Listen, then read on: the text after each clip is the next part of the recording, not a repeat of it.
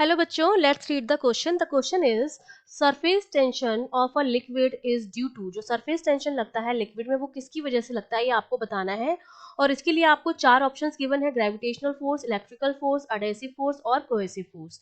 तो देखिए, इस क्वेश्चन को सॉल्व करने का हमारा जो की कॉन्सेप्ट रहेगा, सबसे पहले तो हम जानते हैं कि जो हमारा सरफेस टेंशन होता है, जिसको हम टी या एस से रिप्रेजेंट कर सकते हैं, ठीक है, वो मेरा किसके बराबर होता है? फोर्स पर यूनिट लेंथ के बराबर होता है। ठीक है, और ये एक तरह का क्या होता है? टेंजेंशियल फोर्स होता है। ठीक है, इस टेंशन की वजह से, ये सरफेस टेंशन किसी भी लिक्विड की वो प्रॉपर्टी होती है जिसकी वजह से जो सरफेस होती है वो एक स्ट्रेच मेम्ब्रेन की तरह बिहेव करने लग जाती है। स्ट्रेच इलास्टिक मेम्ब्रेन की तरह क्या करती है? बिहेव करती है।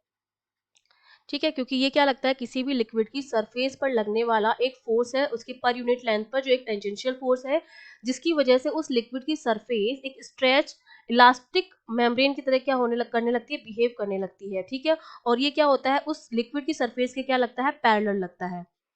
ठीक है, क्या लगता है? Parallel to the surface.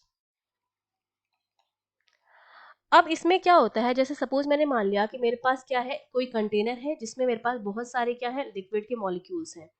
ठीक है, अब हमें दो फोर्सेस के बारे में पता होना चाहिए। एक हमारे पास होता है अडेसिव फोर्स और एक होता है कोहेसिव। दोनों ही फोर्स जो होते हैं वो अट्रैक्शन के फोर्स होते हैं। ठीक है, लेकिन डिफरेंस क्या है? ये सेम सब्सटेंस के मॉलिक्यूल्स के बीच में लगता है अट्रैक्शन फोर्स, और अडेसिव जो मेरा होता है वो डिफरेंट सब्सटेंस के मॉलिक्यूल्स के बीच में लगने वाला क्या होता है? Attraction force. दोनों ही क्या होते हैं? आपके अट्रैक्शन फोर्स होते हैं। तो अब देखिए, अट्रैक्शन फोर्स, ये सारे लिक्विड के मॉलिक्यूल्स हैं। सपोज यहाँ पर मैंने एक मॉलिक्यूल ले लिया, अब इस मॉलिक्यूल पर इसके आसपास जो मॉलिक्यूल्स है वो क्या लगाएंगे? फोर्स लगाएंगे। ठीक है, इस तरह से।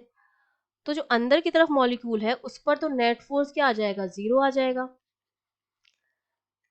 लेकिन जो इस सरफेस पर जो मॉलिक्यूल है, जो यहाँ पर सपोज मॉलिक्यूल है, उस पर इस डायरेक्शन में लगेगा, इस डायरेक्शन में लगेगा, इस डायरेक्शन में, इस डायरेक्शन में और इस डायरेक्शन में। लेकिन ऊपर की तरफ तो कोई मॉलिक्यूल्स है नहीं, तो ऊपर की तरफ किसी भी तरह का कोई कोहेसिव फोर्स लगेगा नहीं। तो इस पर जो नेट फोर्स लगता है वो नीचे की तरफ लगता है, और यही नीचे की तरफ लगने वाला जो नेट फोर्स होता है, जो किसकी वजह से हो रहा है? कोहेसिव फोर्स की वजह से हो रहा है। तो डाउनवर्ड की तरफ तो जो नेट कोहेसिव फोर्स लगता है, जिसकी वजह से ये सरफेस जो होता है वो अपना सरफेस एरिया जो है वो मिनिमम करने की कोशिश करता है, उसी को हम क्या कहते हैं? जो नेट कोहेसिव फोर्स होता है वही हमारा क्या होता है? सरफेस टेंशन होता है। जिसकी वजह से, और इसका नाम सरफेस टेंशन क्यों दिया गया? क्योंकि इसमें सरफेस जो होती है वो सिकुड़ती है, अपने सरफेस एरिया को मिनिमम करने की कोशिश करती है। ठीक है, सरफेस एरिया। तो ये किसकी वजह से लग रहा है? कोहेसिव फोर्स की वजह से लग रहा है मॉलिक्यूल्स में। तो डी ऑप्शन हमारा गलत, करेक्ट हो जाएगा, बाकी ऑप्शंस गलत हो जाएंगे। ग्रेविटेशनल फोर्स की बात नहीं कर रहे हैं हम यहाँ पर, इलेक्ट्रिकल फोर्स की बात नहीं कर रहे हैं, और एडहेसिव फोर्स भी यहाँ पर नहीं लग रहा है, क्योंकि वो डिफरेंट सब्सटेंस के बीच में लगता है। तो हमारा ये सरफेस टेंशन किसकी वजह से आ रहा है? कोहेसिव फोर्स की वजह से आ रहा है। तो डी ऑप्शन हमारा क्या हो जाएगा? करेक्ट हो जाएगा। I hope you understood well. All the best.